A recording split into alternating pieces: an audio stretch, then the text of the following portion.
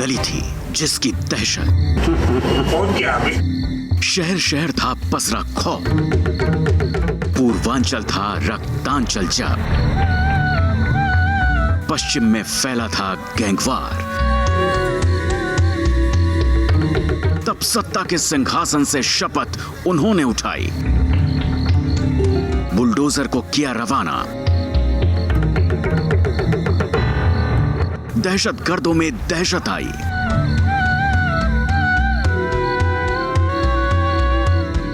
सभी प्रकार के लोगों के प्रति संविधान और विधि के अनुसार न्याय करूंगा। फिर इंसाफ की यात्रा पर निकला बुलडोजर। नमस्कार, मैं हूं राहुल राजपूत। ये बुलडोजर है जिसकी आवाज दूर तक सुनाई देती है, लेकिन उत्तर प्रदेश में इस बुलडोजर के मायने बदल गए हैं। अब इसकी धमक पूरे उत्तर प्रदेश में सुनाई दे रही है।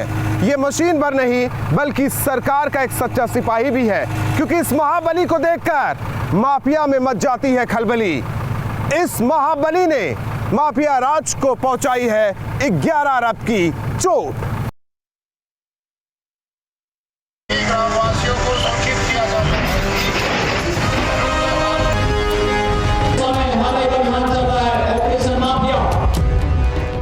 धराशायी होते माफिया के किले नींव है न्याय के महल की। बुलडोजर की धमक से माफिया का महल धराशायी हो चुका है। जमींदोज होती इमारतों की आवाज नहीं, कानून के राज का ये ऐलान है। अपराधी कोई भी हो, उसके साथ उसको पहले से चेतावनी दे दी गई कि भाई देखो, अपराध करोगे तो कानून के नज़र में आप अपराधी माने जाएंगे और आप कानून फिर अपना काम करना प्रारंभ कर देगा। तय कर लो, आपको एक सामान्य नागरिक के रूप में जीवन यापन करना है, एक अपराधी के रूप में कानून की गिरफ्त में आना है। बाहुबल क्या है, बाहुबली को अब अंदाजा हो गया। दहशत क्या होती है, दहशत गर्दों को समझ आ चुका है। मौत का मंजर दिखाने वालों की आंखों में मौत का खौफ नजर आ रहा है। सैकड़ों एकड़ जमीन कब्जाने वाला माफिया आज 10 बाय 10 की काल कोठरी में कैद है।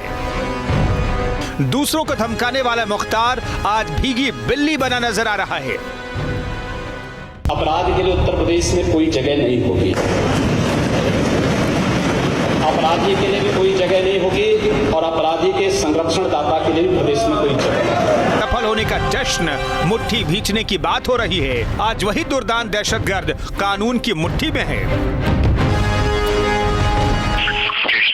के गांव पर दोनों तरफ से मुकाबला चल रहा। हाँ, बराबर में चल रही है। हाँ, ये तरफा। जय श्री राम। अच्छा, ओके। हेलो। हाँ, काट नहीं, ठीक है, मुट्ठी में। ठीक है, रख रहे बात होगी। हेलो।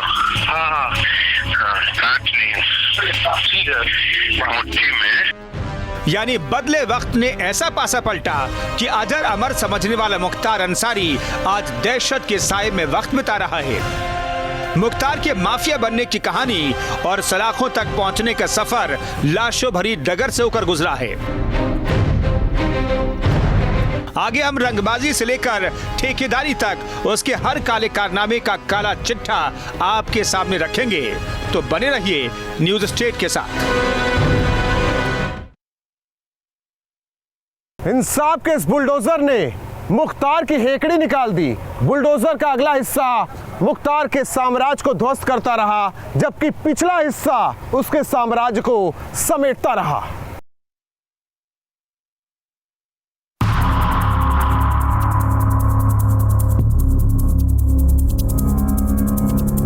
थोड़ा बदमाशी किया है, सब छोड़ो अभी। अभी यहाँ पर वो हो गया, पता चला है, हल्ला हो रहा है कि गोली चल रही है, मुन्ना बजरंगी है। एक अपराधी दूसरा अपराध से नफरत करने वाला, एक रंगबाज, लुटेरा, हत्या का आरोप, दूसरा सन्यासी, सीएम, जन रक्षा की शपथ लेने वाला। साल 2014 सत्ता के सिंहासन पर बैठा एक ऐसा मुख्यमंत्री जिसने ली माफिया राज के खात्मे की शपथ और अपराधियों का किला ढहाने के लिए न्याय के पथ पर बुलडोजर को रवाना किया। अपहरण या उससे जबरन चौल वसूलने का प्रयास किया, फिर तय कर ले कि उनको कहां रहना है। बुलडोजर यानी इंसानी काम को आसान करने वाली मशीन, लेकिन यूपी आते आते इस शब्द के मायने बदल जाते हैं। बदल जाता है इस बुलडोजर का काम और कानों में ये नाम गूंजते ही थर्रा उठते हैं बड़े बड़े अपराधी, बाहुबली और माफिया। मऊ से गाजीपुर तक, प्रयागराज से वाराणसी तक और लखनऊ से कानपुर तक योगी का बुलडोजर जिधर से भी गुजरा, अपराध और अपराधियों की बुनियाद हिलती गई। मुख्तार अंसारी की काली कमाई का साम्राज्य ढहता गया और मच गई सबसे खूंखार गैंग में खलबली। आंकड़ों पर नजर डालें तो अब तक माफिया को 11 अरब की चोट पहुंची है, जिसमें मुख्तार अंसारी गैंग को 195 करोड़ का नुकसान हुआ है। पूर्वांचल में फैले मुख्तार गैंग की आजमगढ़, मऊ, बलिया, गाजीपुर से लेकर लखनऊ तक में अवैध संपत्तियां फैली हैं, लेकिन न्याय का बुलडोजर इन इमारतों को चुन चुन कर ढहाते हुए आगे बढ़ता गया। यानी प्रशासन ने सिर्फ मुख्तार अंसारी ही नहीं बल्कि उसकी गैंग को भी सीधे चोट पहुंचाई और पूरा नेक्सस ही तबाह हो गया। दरअसल इस गैंग के करीब 244 सदस्य के खिलाफ पुलिस ने कार्रवाई की। उनकी चल अचल संपत्तियों को या तो जब्त किया गया या ध्वस्त कर दिया गया। गैंग के 102 सदस्यों पर केस दर्ज किया गया, जबकि 158 गुर्गों को जेल भेजा गया। इस गैंग से जुड़े लोगों के 122 शस्त्र लाइसेंस निरस्त या जब्त किए गए। मुख्तार गैंग के 110 अपराधियों के खिलाफ गैंगस्टर एक्ट, 30 के खिलाफ गुंडा एक्ट और 6 पर रासुका की कार्रवाई की गई। जबकि पूर्वांचल को दहलाने वाले इस गैंग के 37 सदस्यों की हिस्ट्री शीट खोलकर निगरानी की जा रही है। दरअसल गैंग के गुर्गे ही मुख्तार की कमाई का जरिया थे। मुख्तार अपने गुर्गों के जरिए ही काली कमाई के साम्राज्य को चलाता था। सवाल उठता है कि अपराध जगत के सबसे दुर्दांत अपराधी के पास पैसा कहां से आता था? इसका जवाब छिपा है पुलिस की फाइलों में ही। हत्या, अपहरण, फिरौती, ठेकेदारी, रंगबाजी, अवैध अतिक्रमण,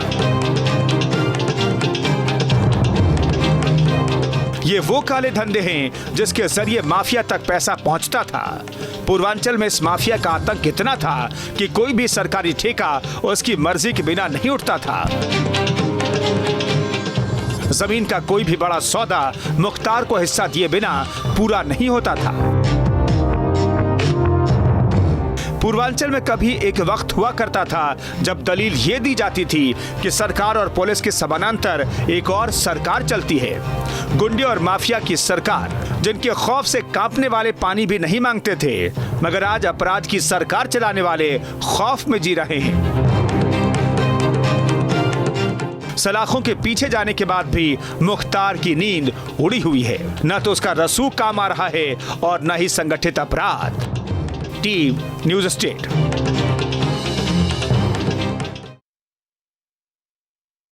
जिस मुख्तार को देखकर अधिकारी थर-थर कांपने लगते थे, आज उन्हीं अधिकारियों को इस बुलडोजर के साथ देखकर मुख्तार कांपने लगा है। एक नहीं, दो नहीं, तीन नहीं, अनगिनत वार किए हैं इस बुलडोजर ने माफिया राज पर।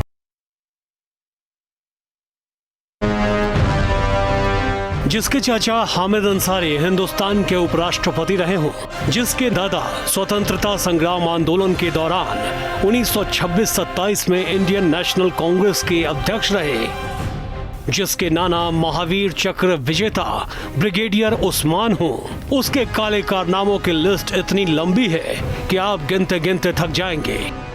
गाजीपुर में गांव है मुड़ियार। मुड़ियार में एक राजपूत परिवार के ठाकुर थे और उनके अपने सगे भतीजे थे साधु सिंह मखनू सिंह। साधु मखनू सिंह पहले से गोरखपुर के बड़े माफिया। मुख्तार उन्हीं के साथ जो है ये बदमाश बना। मखनू सिंह सन 1985 मारा गया गैंगवार में। उसने अपने चाचा रंपर सिंह का मर्डर किया और उसी में उस राजपूत परिवार में गैंगवार हुआ, जिसमें वहाँ जनवरी 2004 उसके बाद पोटा होता था, प्रिवेंशन ऑफ टेररिज्म एक्ट, जो कांग्रेस गवर्नमेंट आई तो उन्होंने समाप्त कर दिया। पोटा हुआ, उसमें हंगामा मच गया। इतना प्रेशर मुख्तार अंसारी पर पोटा कैसे लग गया? क्या लाइट मशीन गन बरामद हो रही है, पोटा में प्रोविज़न है, लेकिन इतना उसको प्रताड़ित किया डिप्टी एसपी को कि मार्च 2004 में उसने इस्तीफ़ा दे दिया। अब पोटा का मुकदमा होता है, उसमें सरकार से परमिशन लेना होता है चार्जशीट लगाने के पहले। फाइल शासन में आती है, माननीय मुलायम सिंह जी मुख्यमंत्री थे, फाइल मुख्यमंत्री जाती है, तो मुख्तार अंसारी का परमिशन नहीं दिया गया। बाबूलाल मुन्नर यादव को दिया गया, उनको 10 साल की सज़ा हो गई। अगर वो सज़ा मुख्तार अंसारी की हो गई होती तो कृष्णानंद साहब जिंदा होते। ये वो दौर था जब माफिया के पूर्वांचल ही नहीं, अवध में भी तूती बोलती थी। जेल में रहकर भी माफिया मुख्तार तमाम छोटे बड़े फैसले लेता था। दरअसल माफिया की दहशतगर्दी के पीछे था राजनीतिक संरक्षण, जो उसे पूरी मदद देता था। उस दौर में उत्तर प्रदेश के डीजीपी रहे बृजलाल भी इस बात को स्वीकार करते हैं। शायद यही वजह रही कि मुख्तार पर पुलिस किसी भी तरह की कार्रवाई करने की हिम्मत नहीं जुटा पाई। तो जो नेटवर्क इसका डेवलप हुआ, उसके बाद जब इसकी मनमाफी सरकार आ गई तो यहाँ पर आ गए उत्तर प्रदेश में, और वहाँ का गाजीपुर जेल इनका बन गया आसियाना, वहाँ का बैरक नंबर 11, और वहाँ से नेटवर्क चला इसका। अब मैं 3 घटनाओं पर जोड़ दूंगा। कृष्णानंद राय, इनकी जो पारंपरिक सीट इनके भाई अफजाल अंसारी लड़ते थे, वहाँ से वो चुनाव जीत गए। कृष्णानंद राय जो है, इनसे दुश्मनी चली, ये हर हालत में कृष्णानंद राय को निपटाना चाहते थे। आज भले ही माफिया जेल में है, माफिया राज खत्म हो चुका है, गुर्गे गैंग छोड़कर भाग गए हैं, तमाम गैंग मेंबर मारे गए, लेकिन यकीन मानिए, अगर उत्तर प्रदेश में सत्ता परिवर्तन ना होता, योगी आदित्यनाथ जैसा मुख्यमंत्री ना आता, तो आज भी ये माफिया दहशत मचा रहा होता। Team news state. केवल मुख्तार ही नहीं, बल्कि उसके गैंग की नींव पर बुलडोजर का वार जारी है। जब बुलडोजर चलता है, मऊ से लेकर बलिया, आजमगढ़, गाजीपुर से लेकर लखनऊ तक मुख्तार गैंग में मच जाता है हाहाकार। आज मुख्तार भले ही जेल की 4 दीवारी के पीछे है, लेकिन बुलडोजर का पहिया थमा नहीं। नाम मुख्तार अंसारी, पेशा हत्या और अपहरण। पूर्वांचल को रक्तांचल में बदलने की कहानी शुरू होती है 1970 में। यह वो दौर था जब तमाम ठेके पूर्वांचल में बाहुबल के सहारे हासिल किए जाते थे, और जुबान खोलने पर बंदूक का मुंह भी खुल जाया करता था। एक तरफ था मुख्तार अंसारी गैंग, तो दूसरी तरफ ब्रजेश सिंह का गिरोह, यानी पूर्वी यूपी में एक बड़ा खून खराबा होने वाला था।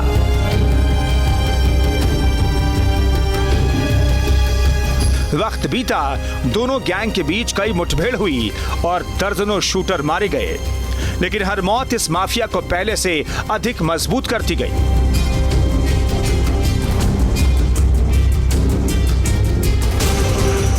उन्नीस 1988 में पहली बार हत्या के एक मामले में उनका नाम आया था, हालांकि उनके खिलाफ कोई पुख्ता सबूत पुलिस नहीं जुटा पाई थी। नतीजा ये हुआ कि मुख्तार अंसारी की हिम्मत बढ़ती चली गई और अब वो ब्रजेश सिंह के साथ साहिब सिंह गैंग को भी चुनौती दे रहा था। गाजीपुर के सैदपुर में एक प्लॉट को हासिल करने के लिए गैंगस्टर साहिब सिंह के नेतृत्व वाले गैंग का एक दूसरे गिरोह के साथ जमकर झगड़ा हुआ था। यह इस इलाके में गैंग वॉर की शुरुआत थी। ब्रजेश सिंह तब साहिब सिंह गैंग के लिए काम करता था। साल 1990 आते आते गाजीपुर जिले के तमाम सरकारी ठेकों पर कब्जे की जंग शुरू हो गई और इस गैंग वॉर में मुख्तार का कद बढ़ता चला गया। वर्चस्व की जंग में दोनों गैंग के बीच कई बार गैंग वॉर हुआ। इसी दौरान बनारस के पिंडरा से विधायक अजय राय के भाई अवधेश राय की 1991 में हत्या कर दी गई। इस हत्या के तार जुड़े मुख्तार गैंग से। इस हत्याकांड के बाद दोनों गैंग में खुलकर गैंग वॉर शुरू हो गया। एक के बाद एक कर लाशें गिरने लगी, जो इस बात का इशारा था कि यह गैंग अब एक जिले तक सीमित नहीं बल्कि पूरे पूर्वांचल पर उसका कब्जा हो गया है।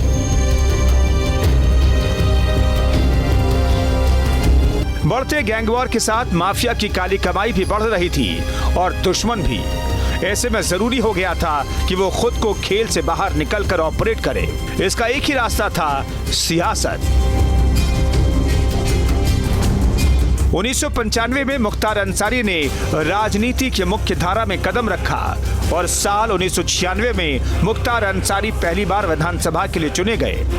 उसके बाद से ही उसने ब्रजेश सिंह की सत्ता को हिलाना शुरू कर दिया। 2002 आते आते मुख्तार गैंग पूर्वांचल का सबसे बड़ा गिरोह बनकर उभरा। पूर्वांचल में अब हर बात का जवाब गोलियों से दिया जाने लगा। लूट, हत्या, अपहरण, जमीन कब्जा, फिरौती और सुपारी किलिंग, यानी हर बुरे काम में इस गैंग के लोग शामिल थे। गैंग का दायरा जितना बढ़ता गया, मुख्तार अंसारी के काले कारनामों की फहरिस्त भी उतनी ही लंबी होती चली गई। अब तक उस पर हत्या की कोशिश और अपहरण के 44 केस दर्ज हुए। टाडा, मकोका और पोटा जैसे कानूनों के तहत कार्रवाई हुई, लेकिन मुख्तार इन सब से बच निकला। साल बदला, सरकार बदली और फिर सत्ता में आए योगी आदित्यनाथ, यानी अपराध और अपराधियों से 36 का आंकड़ा रखने वाले मुख्यमंत्री। सीएम योगी ने इन अपराधियों पर कार्रवाई शुरू की तो पूर्वांचल में खलबली मच गई। मुख्तार और उसके तमाम करीबियों पर ताबड़तोड़ कार्रवाई शुरू हो गई, जिसमें मकान, जमीन, शस्त्र जब्त किए जाने लगे। मुख्तार के भाई और बेटों की संपत्ति भी प्रशासन ने जब्त करनी शुरू कर दी। करीब 200 करोड़ की चोट माफिया को पहुंचाई गई, यानी इस माफिया के गैंग को सरकार ने चुन चुनकर निशाना बनाना शुरू किया और सबसे ज्यादा चोट पहुंचाई उनके आर्थिक साम्राज्य को। नतीजा ये हुआ कि अब मुख्तार अंसारी की न तो पहले जैसी धाक रही और न ही नेटवर्क। न्याय के बुलडोजर ने पूर्वांचल में माफिया की नींव हिलाकर रख दी। Team news state. इसी बुलडोजर से कभी माफिया मुख्तार दूसरों की जमीन पर कब्जा करता था और आज यही बुलडोजर उन जमीनों पर बनी इमारतों को ध्वस्त कर रहा है।